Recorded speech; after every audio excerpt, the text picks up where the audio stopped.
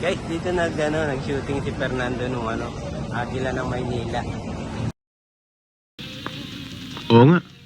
Buhay pa pala. Akala ko ba wala na yan? Lalakad siya dyan, parating siya.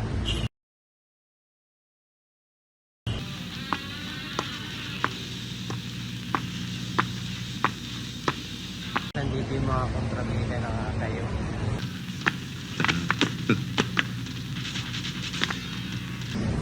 Labangan nila, bilipin nila dyan si Fernando. Yan, dito umiga sa barko niya.